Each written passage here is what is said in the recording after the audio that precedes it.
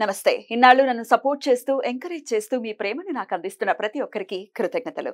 అలాగే ఈ వీడియో కూడా ఖచ్చితంగా మీకు ఉపయోగపడుతుంది. లైక్, షేర్ అండ్ సబ్స్క్రైబ్ చేసి మీ సపోర్ట్‌ని నాకు అందించండి. అలాగే ఈ వీడియో పట్ల మీకున్న అభిప్రాయాన్ని కామెంట్ సెక్షన్‌లో కామెంట్ చేసి తెలియజేయండి. ఇప్పుడు వీడియోని చూద్దాం. నమస్తే, వెల్కమ్ టు అవర్ ఛానల్. నేను పద్మిని. ప్రస్తుతంతో పాటు ప్రముఖ ఆధ్యాత్మికవేత్త, వాస్తు జ్యోతిష పండితులు, లలిత ఉపాసకులు, వాస్తు జ్యోతిష శిక్షణ నిపుణులు బ్రహ్మశ్రీ నానాజీ పట్నాయక్ గారు మనతో పాటు ఉన్నారు. మాట్లాడతాం సార్. నమస్తే సార్. శ్రీమాత్రే నమః. సార్, బోర్డు మీద ఆల్రెడీ రాశారు, శని వక్రగతి జరగబోతోంది.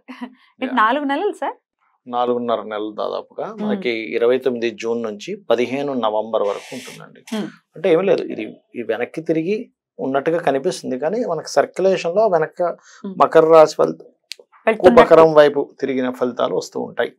దానివల్ల ప్రతి లగ్నం వారికి, లగ్నం తెలిస్తే లగ్నము, లగ్నం తెలియకపోతే రాశి వారికి మంచి విషయాలు ఉంటాయి. ఇందులో పాజిటివ్ ఉంటుంది, జాగ్రత్తలు తీసుకోవాలి. అదేవిధంగా ఇది వక్రగతి వల్ల పర్టికులర్ గా ఈ వక్రించిన శని దీన్ని చూస్తున్నాడు. సో 29 జూన్ నుంచి 13 జూలై వరకు ఇక్కడ ఉంటాడు కుజుడు.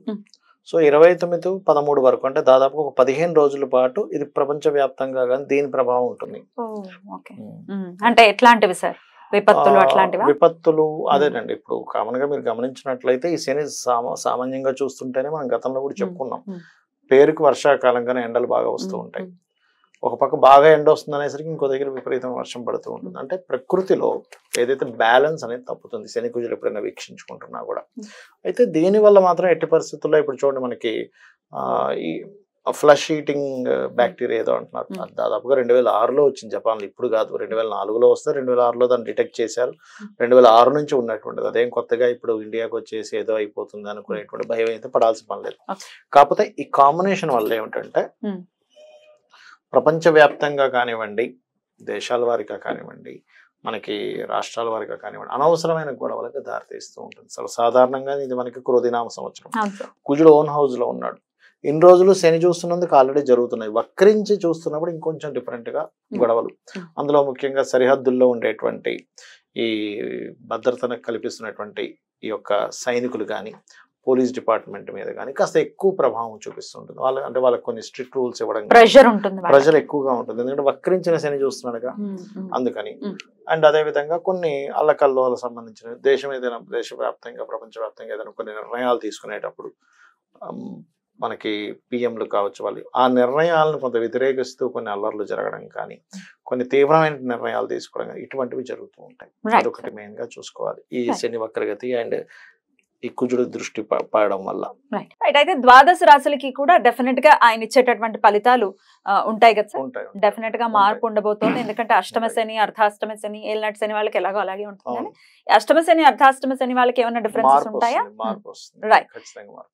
Right sir. అయితే మరి ద్వాదశ రాశుల వాళ్ళు కూడా ఈ పీరియడ్ ని ఎట్లా ఉండబోతుంది ఈ 4.5 నెలలు కూడా, అలాగే శని యొక్క అనుగ్రహమే పొందడం కోసం ఎట్లాంటి రెమెడీస్ చేసుకోవచ్చు అనేది ఒక్కసారి వివరంగా అన్ని రాశుల వాళ్ళకి చెప్తారా సార్? చెప్తాను. ఆఖరిలో ఈ అర్ధాష్టమ, అష్టమ శని వాళ్ళకి ఏం మార్పు వస్తుందో కూడా చెప్తాను, ఎండింగ్ లో చెప్తాను. తప్పకుండా సార్. తులారాశి వారికి మరి శని ఎట్లాంటి రిజల్ట్స్ ఇస్తారు? శని తులారాశిలో మంచి అంటే ఉచ్చ పొందుతారు అని చెప్తారు కాబట్టి ఎట్లాంటి రిజల్ట్స్ ఇస్తారు సార్ శని? అందమైన వస్తువులు, లేకపోతే ఇంటీరియర్ డిజైనింగ్ చేయించుకోవడం, ఆ డిజైనింగ్ లో కూడా పురాతనమైనటువంటి యాంటిక్ లాగా చేసుకునే ఆలోచన ఇస్తూ ఉంటాడు ఇక్కడ.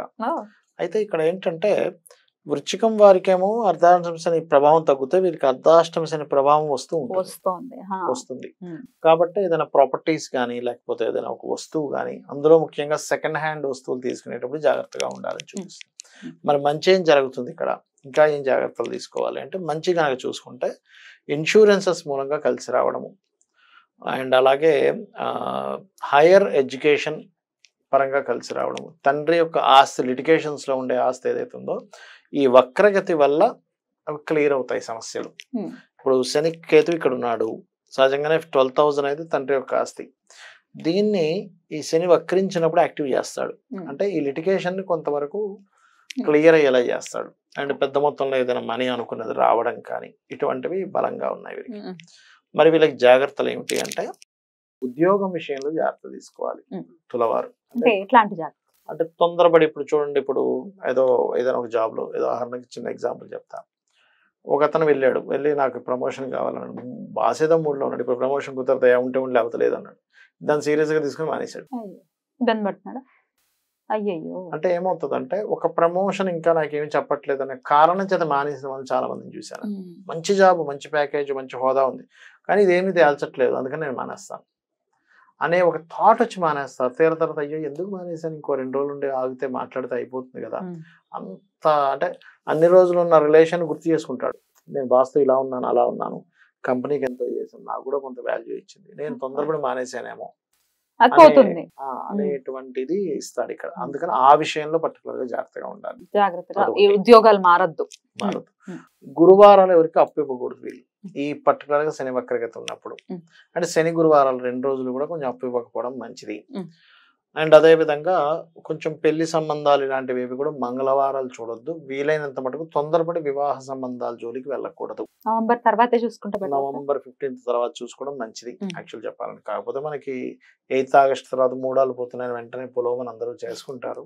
వీళ్ళు మాత్రం కొంచెం జాగ్రత్తగా ఉండాలి. అంటే ఎందుకంటే గొడవలు, ఘర్షణ వాతావరణంలోకి వెళ్లాల్సి వస్తుంది. అందుకని కొంచెం అంటే ఎంచుకునేటప్పుడు ఇంక తప్పదు. ఇప్పుడు ఒక్కొక్కసారి 35 years వచ్చేస్తాయి, 30 years వస్తాయి, వాళ్ళకి ఇమీడియట్లీ చేయాలని ఉంటుంది. అలాంటప్పుడు మంచి సంబంధం అవ్వాలి అనుకున్నప్పుడు కొంచెం చూసుకొని చేసుకోమని చెప్తున్నాను, అంత అంతకుమించండి.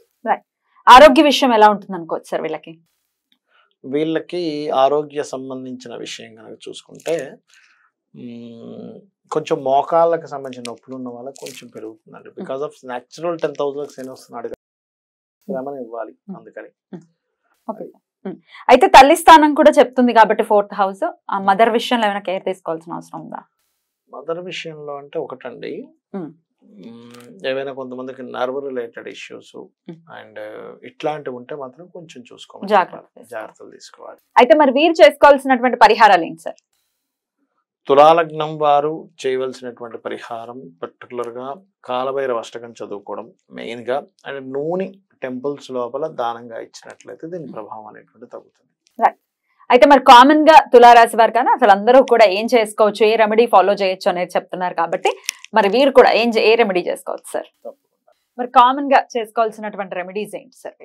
ఫస్ట్ ఆఫ్ ఆల్ ఏంటంటే మనకి విశ్వంలో ఎప్పుడైతే పలానా ప్లానెట్, ఒక ఎనర్జీ కలిగిన ప్లానెట్ ఇంకో ఎనర్జీ కలిగిన ప్లానెట్తో వీక్షణలు ఉన్నప్పుడు ప్రకృతిలో మార్పులు వస్తాయని చెప్పుకున్నాం మనం. అంటే ఎండ, వర్షం ఇవన్నిట్లో ఎలా ఉంటుందో జీవుల మీద కూడా దాని ప్రభావం ఉంటుంది. సహజంగానే ఇది పూర్వదిన సంవత్సరం కొంచెం గొడవలకి ఎక్కువ దారితీస్తుంది కాబట్టి ఈ 2 గ్రహాలకి పర్టికులర్గా అంటే కుజ శని గ్రహాలకి దీపారాధన చేయాలి. ఇప్పుడు ఎనర్జీ కంట్రోల్ అవుతుంది. అలాగే బెల్లము, క్యారెట్స్ ఈ 2 పదార్థాలని గోవులకు తినిపించడం చేస్తూ ఉండాలి. బెల్లం ఒకటి, క్యారెట్స్ ఒకటి. మంగళవారం, శనివారం తినిపిస్తూ ఉండాలి. వీలైనంత మటుకు ఆంజనేయ స్వామి ఆలయాలకు వెళ్ళడము, ఓం హరిమర్కటాయ నమః అందరూ చేసుకోవచ్చు, లేదా ఓం అనాకలిత సాదృశ్య చుబుక శ్రీ విరాజితాయ నమః. ఎందుకంటే శని వక్రించాడు కదా, అంటే ఈ లాభము కర్మ కనెక్ట్ అయ్యాయి. లాభము కర్మ శనికి సంబంధించిన మంత్రాల్లో, అంటే శని అనుగ్రహం కలగాలనుకునేటువంటి దాంట్లో అమ్మవారి మంత్రాల్లో ఇది బ్రహ్మాండంగా పనిచేస్తుంది. ఓం అనాకలిత సాదృశ్య చుబుక శ్రీ విరాజితాయ నమః. దీంతో పాటు ఓం శ్రీమాత్రే నమః ప్రతిరోజు చేసుకుంటే అంటే మనకి బయట ఎలాగున్న పరిస్థితులు మనకి ఇబ్బంది కలగకుండా ఉంటుంది. బయట పరిస్థితులు గొడవలు జరగవచ్చు, రకరకాల అవ్వచ్చు, డిఫరెంట్ అవ్వచ్చు, కానీ వీళ్ళకి సేఫ్గా ఉంటారు ఇది చేసుకుంటే. అండ్ అలాగే ఇంకోటి ఏంటంటే శని వారము మరియు మంగళవారము గోవులకు క్యారెట్స్, బెల్లం తినిపించడంతో పాటు వీలైతే గనక పెరుగన్నాన్ని పంచడం పేదలకి, లేదా గూడాన్నము అంటారు. అంటే మనకి మన బెల్లంతో తయారు చేసిన పదార్థము కొంచెం నెయ్యి కూడా వేసి దాన్ని అమ్మవారికి నైవేద్యం కాబట్టి ప్రసాదంగా కనుక పంచి. సో ఈ 4.5 months మీరు ఇందాకే చెప్పారు మేష రాశి వారికి మంచి కాలం అనే చెప్పారు. మొత్తం ఓవరాల్ గా 12 రాశుల వాళ్ళకి కూడా ఎట్లాంటి రిజల్ట్స్ ఇవ్వబోతున్నారు, శని వక్రగతి అనేది వివరంగా తెలియజేశారు. రెమెడీస్ ని కూడా చేసుకున్నారు. డెఫినెట్ గా ఇవి పాటించుకుంటూ ఈ 4.5 months కూడా అందరికీ పీస్ఫుల్ గా వెళ్ళాలని మనస్ఫూర్తిగా కోరుకుంటూ కృతజ్ఞతలు సార్. నమస్తే.